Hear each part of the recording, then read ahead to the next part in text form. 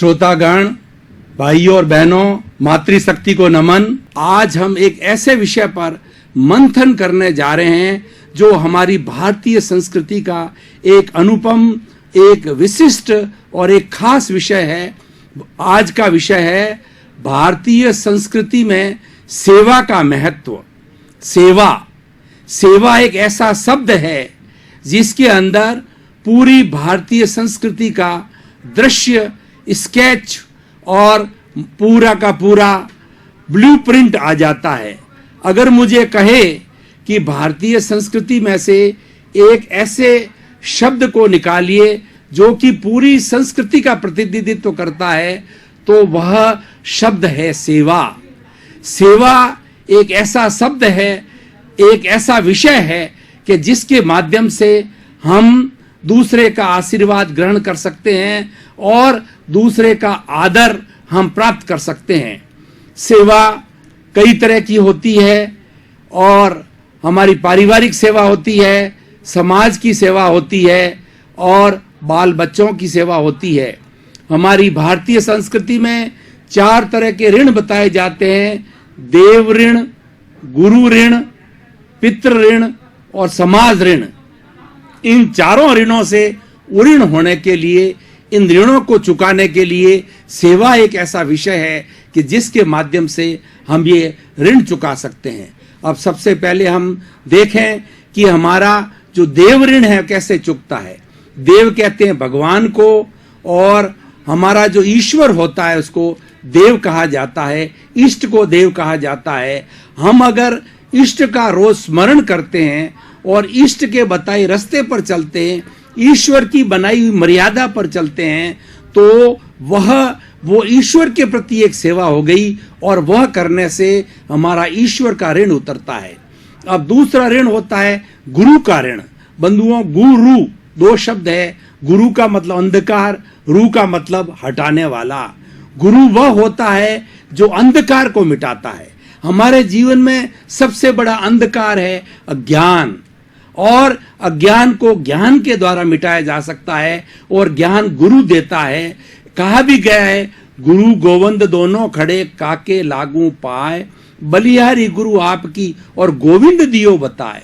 भगवान के दर्शन कराने वाला गुरु होता है, क्योंकि गुरु का कनेक्शन भगवान से होता है और हमारा कनेक्शन गुरु से होता है। गुरु एक ऐसा माध्यम है जो शिक्षा के द्वारा, और वो हमारा अज्ञान हटा करके ईश्वर के दर्शन करा सकते हैं। तो ऐसे गुरु के प्रति जो कि हमारा अज्ञान मिटाता है, हमारा कितना दायित्व है, हमारी कितनी रिस्पॉन्सिबिलिटी है, हमारा कितना ऋण है, उस ऋण को चुकाने के लिए गुरु के प्रति हमारा सम्मान होना चाहिए, गुरु के प्रति हमारी श्रद्धा होनी चाहिए, और गुरु जो हमें वो ज्ञान देवे, वो ज्ञान हमारे जीवन में उतरना चाहिए। बंधुओं, भाइयों और बहनों, श्रोतागण, कोई भी सिद्धांत बहुत अच्छा है, लेकिन वो सिद्धांत तो एक विजन है, एक हमारे सामने आइडियोलॉजी है, लेकिन उस सिद्धांत के ऊपर चलने से ही हमारा चरित्र बनता है। ऐसा कहा जाता है कि 3 बातें होती है। एक तो होता है राइट फेथ। राइट फेथ का मतलब श्रद्धा, राइट विजन, हमारी दिशा सही हो, हमारा रास्ता सही हो। और दूसरा होता है राइट नॉलेज।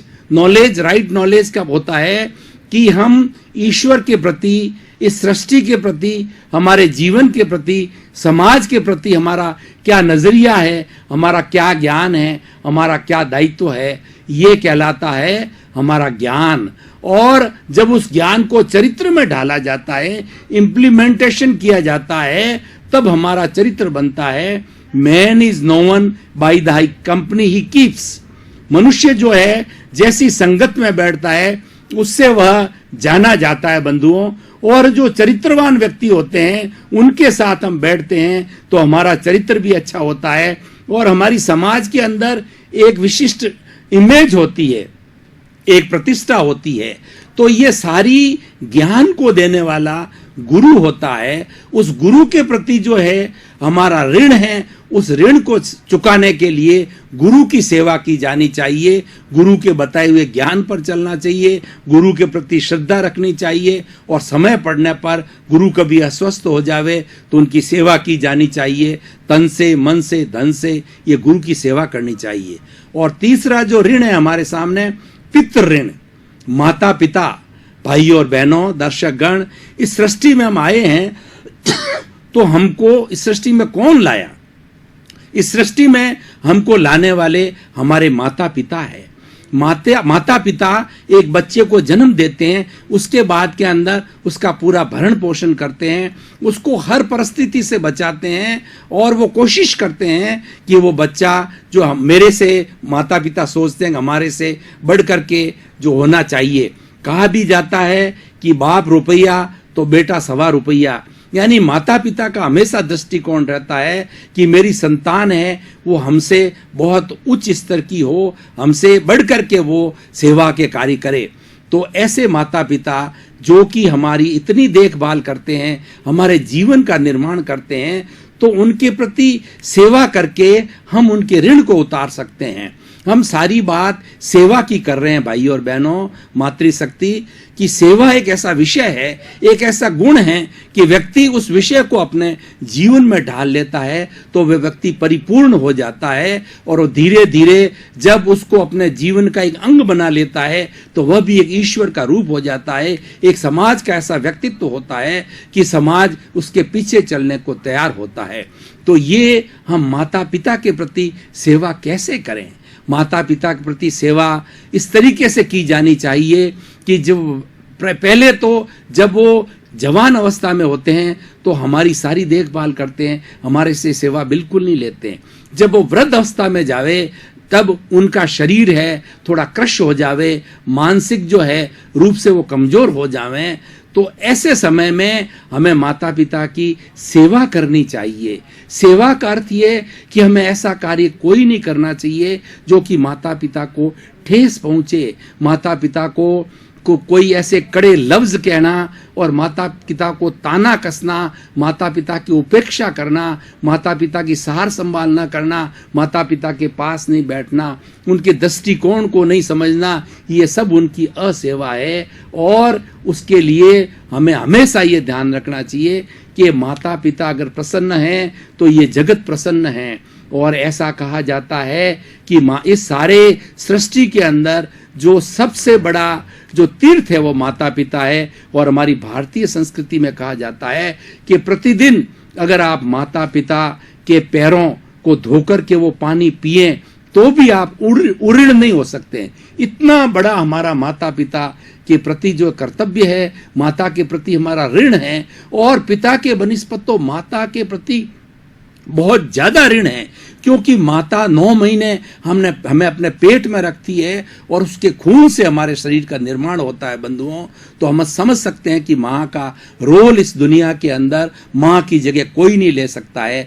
तो उनकी सेवा करना एक बहुत बड़ी महत्व की बात होती है, और जिसमें माता पिता प्रसन्न रहते हैं, माता पिता आशीर्वाद देते हैं, देवता भी उसके ऊपर प्रसन्न होते हैं। तो माता पिता की सेवा करके हम पितृ ऋण उतार सकते हैं। एक अब चौथा आता है समाज का ऋण। समाज हमें पहचान देता है। जब बच्चा जन्म लेता है तो उसकी अलग अलग जाति के अनुसार जो है समाज में उसको धर्म दिया जाता है, उसकी जाति का नाम दिया जाता है। जैसे मेरा नाम सोहन राज है और मैं जाति से ओसवाल हूँ और मेरा गोत तातेड़ है, हर एक का अपना अपना ऐसा गोत होता है। तो इस तरीके से ये पहचान समाज देता है, और हमारे को प्रोत्साहन भी समाज ही देता है, और हमारी तरक्की कितनी होती है इसका मूल्यांकन समाज करता है। क्योंकि मनुष्य एक सामाजिक प्राणी है, वो समाज के अंदर रहता है। हम अपनी गृहस्थी का सारा काम करते हैं, सब कुछ करने के बाद भी हम समाज के लिए कुछ सेवा करें। सेवा 3 तरह की होती है, तन की सेवा, मन की सेवा और धन की सेवा। कई व्यक्ति ऐसे होते हैं कि जिनके पास में धन नहीं होता है और वो सेवा करना चाहे तो अपना शरीर, तन है ना, जिस संस्था के साथ जुड़ करके और जिस धर्म के साथ जुड़ करके, जिस समाज के साथ जुड़ करके वो अपने तन की सेवा देता है, वो बिना पैसे लिए सेवा देता है, वो निष्काम सेवा देता है, निस्वार्थ सेवा देता है, तो वो तन की सेवा कहलाती है। और बहुत से ऐसे ईश्वरीय कृपा से कुबेर होते हैं जिनके पास में बहुत धन होता है, उनके पास समय की कमी होती है, वो शारीरिक रूप से उपस्थित होकर के कहीं भी सेवा नहीं दे सकते हैं, तो वो बहुत बड़ा उपयोग है। लूले, लंगड़े, अपाहिज और जो अभावग्रस्त है हमारे समाज के अंदर, उन लोगों को अगर वो सहायता करता है, जिस अभावग्रस्त व्यक्ति को जिस चीज की आवश्यकता होती है, उसको अगर कुबेर व्यक्ति उसको दानदाता सेवा करता है, तो वह समाज की बहुत बड़ी सेवा होती है। और उस समाज की सेवा के लिए, समाज की सेवा करके वो समाज ऋण से ऋण होता है। इस तरह से बंधुओं, पितृ ऋण, गुरु ऋण और देव ऋण और समाज ऋण हैं। हम सेवा के द्वारा ही इस ऋण को उतार सकते हैं। मैं आपको एक उदाहरण के द्वारा स्पष्ट करना चाहता हूं भाई और बहनों। भगवान कृष्ण का गीता के अंदर आता है कि भगवान कृष्ण कितने सेवा भावी थे, और इस सृष्टि को सेवा का महत्व बताने के लिए उन्होंने किस तरीके से जो है उदाहरण प्रस्तुत किया कि एक झोंपड़ी के अंदर एक बुजुर्ग व्यक्ति रहता था, और उसको जो है टीबी की बीमारी थी, वो खांसता रहता था, और उसकी सेवा करने वाला कोई नहीं था। तो और वह सारी रात भर खांसता रहता था। वो भगवान का भक्त था, भगवान को याद किया, तो भगवान उस झोंपड़ी, कृष्ण जो है उस झोंपड़ी के अंदर एक मनुष्य के रूप में उपस्थित हुए, और उसका कफ का और उसका मल का, मूत्र का, और प्रतिदिन रात्रि के अंदर जो है उसकी वो सेवा किया करते थे। और वह उस सेवा इतनी अच्छी तरह से करते थे कि उस बुजुर्ग व्यक्ति ने कहा कि हे देवानुप्रिय, आपने मेरी इतनी बड़ी सेवा की है, आप कौन हैं? उसने कहा कि मैं तो एक सेवक हूं, अपना नाम नहीं बताया, और वो हमेशा प्रतिदिन सेवा करते थे। तो बंधुओं, कितना बड़ा एक जागृत उदाहरण हमारे सामने है कि इस तरीके से सेवा करने से वो कितनी उसको व्यक्ति को सुख पहुंचा, और भगवान ने हमको हमारे सामने कितना आदर्श प्रस्तुत किया कि उसके माध्यम से, उसके अनुसार हम भी चल करके और उस स्थान को प्राप्त कर सकते हैं। भावना से चलता है वो समाज के अंदर हमेशा अच्छा स्थान प्राप्त किया जाता है। आज हम देखिए 3 तरह की हमारी चेतना होती है। एक चेतना स्वार्थ की होती है। स्वार्थ भी जरूरी है, क्योंकि गृहस्थ जीवन के अंदर उसका परिवार होता है, शरीर होता है, माता पिता होते हैं, बाल बच्चे होते हैं, वह भी कार्य करना आवश्यक है, क्योंकि हमारे गृहस्थ जो समाज के अंदर, गृहस्थ धर्म के अंदर वो अलाउड है, लेकिन वो हमारे परिवार तक सीमित है। अगर हम परिवार से थोड़ा ऊपर उठना चाहते हैं तो परार्थ की चेतना कहलाती है। परार्थ की चेतना क्या होती है? Live and let others live, मैं भी जीऊं और दूसरों को भी जीने दूं। यानी मैं समाज के लिए कुछ करूं, थोड़ा समय मेरी शरीर की सेवा के रूप में करूं, धन के रूप के अंदर करूं, और धन और तन दोनों नहीं है तो जो लोग सेवा समाज के अंदर करता है, समय समय पर गैदरिंग के बीच के अंदर उन लोगों का बहुमान किया जाना चाहिए, उनका सम्मान किया जाना चाहिए, ताकि कि उनमें भी जब प्रोत्साहन आएगा तो और अधिक सेवा करेंगे। प्रोत्साहन के लिए ऐसा कहा जाता है कि कोई भी महापुरुष एक कमजोर व्यक्ति के ऊपर उसके कंधे पर हाथ धर देते हैं तो वह भी महान बन जाता है, क्योंकि प्रोत्साहन अपने आप में एक बहुत बड़ी शक्ति होती है। सेवा एक ऐसी शक्ति होती है कि सेवा के माध्यम से हम अपने ईश्वर को भी बस में कर देते हैं। ईश्वर के लिए कहा जाता है कि God help those who help themselves, जो स्वयं अपनी सहायता करते हैं, ईश्वर उसकी सहायता करता है। और हम दूसरे की निस्वार्थ रूप से सेवा करते हैं तो निश्चित रूप से देवता प्रसन्न होते हैं, क्योंकि उसका हमारे में स्वार्थ नहीं होता है। हम छोटी छोटी सेवा की बातों को देखिए कि कोई व्यक्ति, कोई जो रोड के ऊपर ट्रैफिक चल रहा है और वहां उसके बीच के अंदर कोई अंधा व्यक्ति आ जाता है, तो हमारा दायित्व बनता है उस अंधे व्यक्ति का जो है हाथ पकड़ के हम उसको फुटपाथ के ऊपर जो है खड़ा करें और उनको बताएं कि इस तरीके से लाठी के सहारे चलो। ये एक बहुत बड़ी सेवा है। अब छोटी छोटी बातों का सेवा का उदाहरण आपके सामने प्रस्तुत कर रहा हूं।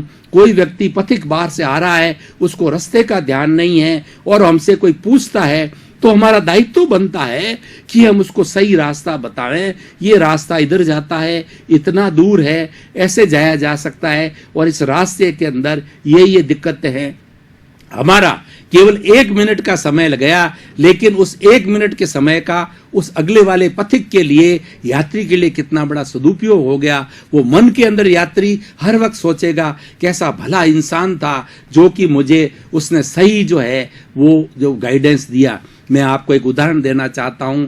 जैसे कि मैं प्रोफेसर हूं और कुलपति भी रहा हुआ हूं, मैं टीचर हूं, तो मेरा दायित्व है कि जो शिक्षा ग्रहण करने वाले बच्चे हैं, छोटे बच्चे हैं, बड़े हैं, शिक्षा जगत का कोई व्यक्ति है, मुझे किसी कोर्स के बारे में बात कहे कि बताइए ये कोर्स कैसा है, इस कोर्स में जाना चाहिए कि नहीं, इसकी मेरिट्स क्या है, डीमेरिट्स क्या है, तो मेरा ये फर्ज बनता है, दायित्व बनता है। क्यों कि मेरा तो पूरा जीवन उसमें से गुजरा है, तो मेरा ये दायित्व बनता है कि मैं उस बच्चे को, उस व्यक्ति को पूरा गाइडेंस दूं, थोड़ा समय लगाऊं कि यहाँ से ये कोर्स किया जाना चाहिए, ये कोर्स ऐसा है, इसका प्लेसमेंट ऐसा है और ये इस कॉलेज में सबसे अच्छा होता है, क्योंकि हमारे पास अनुभव होता है।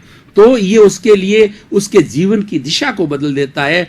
और ऐसा व्यक्ति जब कभी भी बड़ा होकर के और उसको ध्यान करता है, तो वो उसके लिए, वो व्यक्ति जिसने कि उसको गाइडेंस दिया, पूजनीय हो जाता है।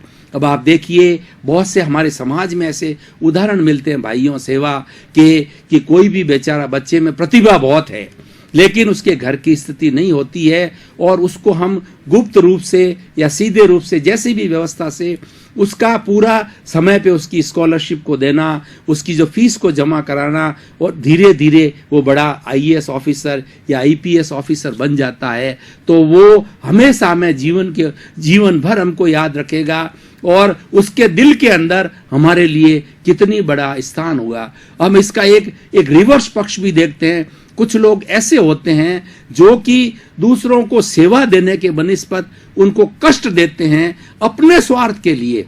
मैं आपको एक उदाहरण दूं कि जो लोग ये मिलावट करने वाले होते हैं, वो अपने थोड़े से स्वार्थ के लिए मसालों में मिलावट करते हैं, दालों में मिलावट करते हैं, दवाइयों में मिलावट करते हैं, जीवन की हर सामग्री के अंदर वो लोग जो कुसंगत वाले लोग होते हैं, वो लोभी लोग होते हैं, तो वो मिलावट करते हैं। और मिलावट जो अपने शराब के अंदर मिलावट करते हैं, भोजन में मिलावट करते हैं, और उससे हजारों सैकड़ों लोगों की मृत्यु तक हो जाती है। बंधुओं, ये देखिए ये समाज का क्या नजरिया है।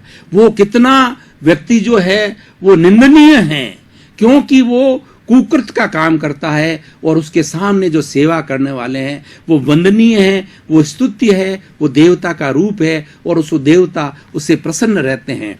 हमें हमेशा समाज के अंदर अपना जो रवैया है वो सेवा का बनाना चाहिए, और सेवा हमारे कार्य करते करते हो सकती है। मैं आपको एक उदाहरण के तौर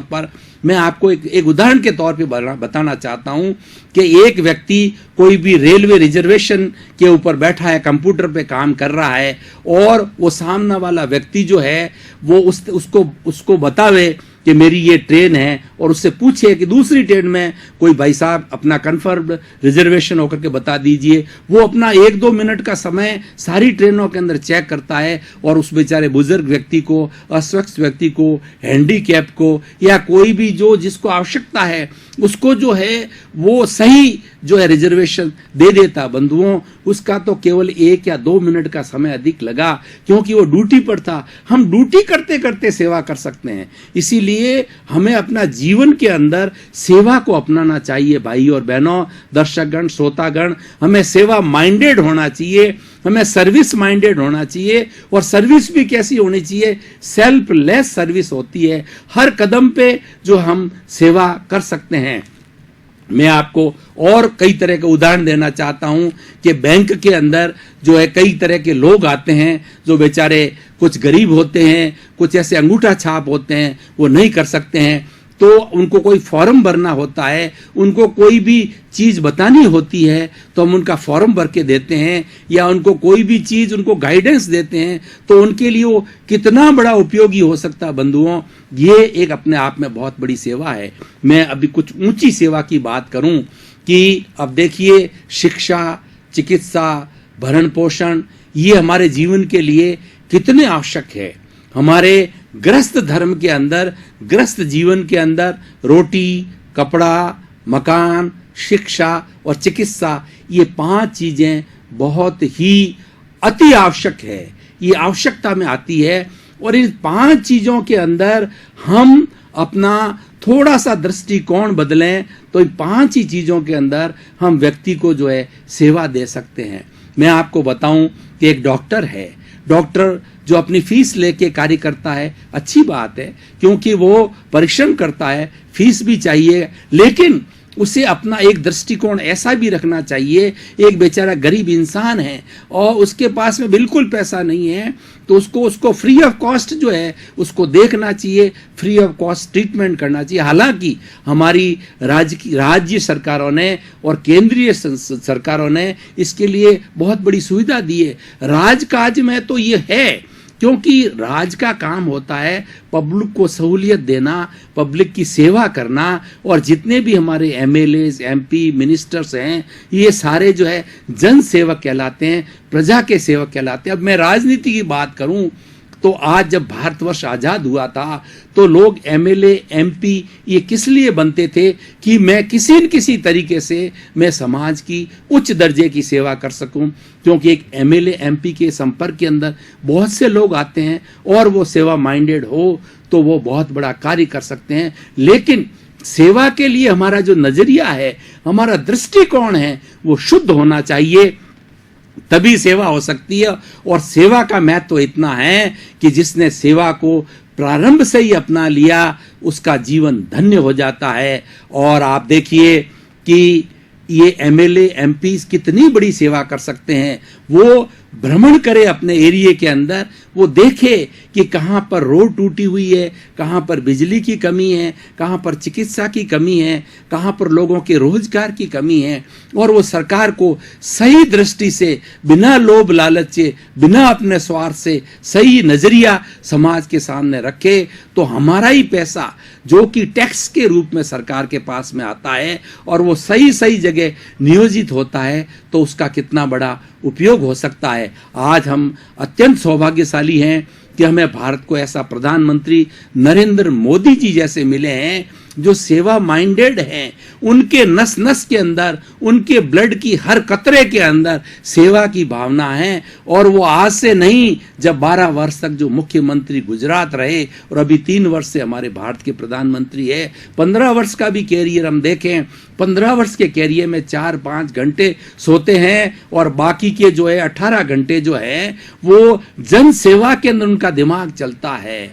और वो इस बात को इतना जल्दी से पकड़ लेते हैं कि किस जगह पर किस चीज की आवश्यकता होती है, बिना भ्रमित हुए वो अपने मंत्रिमंडल को, अपने एमएलए को और एमपी को, अपने जो राज्यसभा के अंदर, लोकसभा के अंदर उस बात को हाईलाइट करते हैं। और वो जब सही निर्णय होता है हमारी केंद्र सरकार का, तो उससे जो है सुविधा ठेठ हर व्यक्ति तक पहुंचती है। वो तो कहा करते हैं कि मेरे को 125 करोड़ जनता यानी 250 करोड़ हाथों का सहयोग मेरे पास है, मुझे उनकी सेवा करनी है। बंधुओं, ये कितना बड़ा उनका दृढ़ निश्चय है। अब मैं भारतीय संस्कृति में भाई और बहनों, श्रोतागण, दर्शकगण, चैनल 24 न्यूज प्लस के पुनरुत्थान खास कार्यक्रम में आपने एकाग्रता के साथ में भारतीय संस्कृति में सेवा के महत्व को समझा, पहचाना